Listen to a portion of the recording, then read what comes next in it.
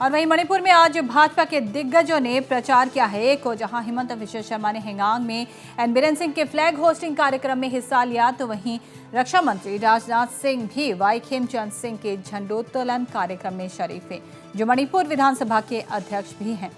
दोनों नेताओं ने चुनाव में भाजपा की प्रचंड जीत का दावा किया है।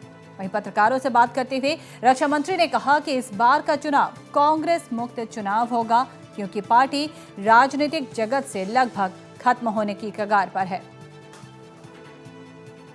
कांग्रेस सब धीरे धीरे पूरे भारत में पॉलिटिकली इनसिग्निफिकेंट होती जा रही है और हम कांग्रेस को यहाँ मेन कंटेस्टेंट नहीं मानते, क्योंकि अब हमारे भारत देश की जनता इस बात को समझ चुकी है कि अब यहाँ की पॉलिटिक्स में अब कोई बहुत रेलेवेंस कांग्रेस का बचा नहीं है।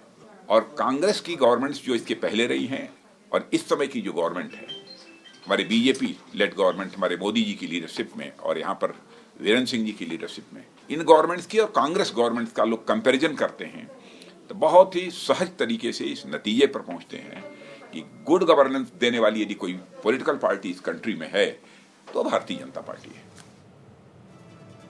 और उन्होंने आगे कहा कि एन बीरेन सिंह सरकार के नेतृत्व में मणिपुर से उग्रवाद खत्म होने को है।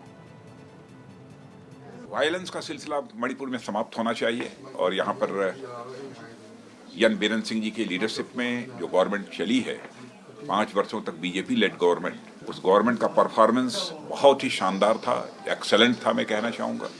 मुझे इस बात की खुशी है कि यहाँ पर इंसर्जेंसी लगभग समाप्त हो गई है।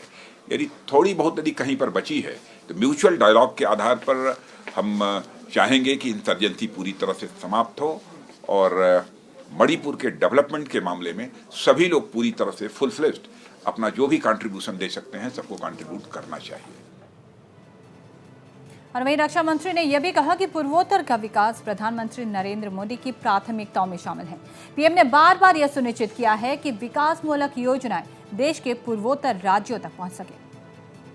हमारे प्राइम मिनिस्टर मोदी जी और का बराबर एक नॉर्थ ईस्ट की तरफ एक विशेष लगाव रहता है उनका, और बराबर नॉर्थ ईस्ट के डेवलपमेंट की उन्होंने चिंता की है। जब से उन्होंने एज ए प्राइम मिनिस्टर अपनी रिस्पॉन्सिबिलिटी संभाली है, उनका ये कहना था कि नॉर्थ ईस्ट पूरी तरह से मेन स्ट्रीम में आना चाहिए और नॉर्थ ईस्ट का भी डेवलपमेंट उतनी ही तेजी के साथ होना चाहिए जितना कि देश के दूसरी स्टेट्स का जो है डेवलपमेंट हो रहा है।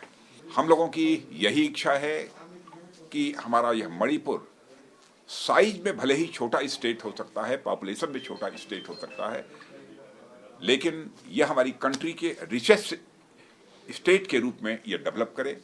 यहाँ की जितनी सारी प्रॉब्लम्स हैं कॉमन मासेस की, वह कॉमन मासेस की प्रॉब्लम्स भी रिजॉल्व हों।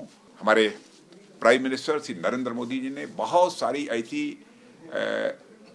स्कीम्स चलाई हैं जिनकी बेनिफिट कॉमन मासेस को मिल रही है, आम जनता को मिल रही है। चाहे वह आवास की का प्रश्न हो, चाहे आयुष्मान भारत योजना की बात हो, चाहे हर घर में नल और नल में जल की बात हो, शौचालय की बात हो, प्रधानमंत्री किसान सम्मान निधि के अंतर्गत भी 6000 पर फार्मर को हम लोग पर ईयर डायरेक्ट ट्रांसफर कर रहे हैं। हम यहाँ के लोगों को रिच देखना चाहते हैं लोगों को, और यही हमारी भारतीय जनता पार्टी की कोशिश है। मैं सभी से अपील करूंगा।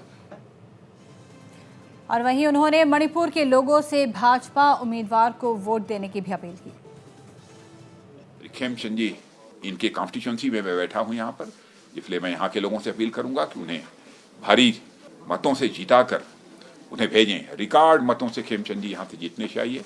और सारी पूरी स्टेट की जनता से भी अपील करना चाहूँगा कि out of the 50 seats BJP और उनके एलाइज के खाते में जाए, क्लियर मेजॉरिटी से हमारी गवर्नमेंट बने, ताकि फुल स्ट्रेंथ के साथ, फुल स्टीम के साथ यहाँ की गवर्नमेंट मणिपुर की जनता की सेवा कर सके।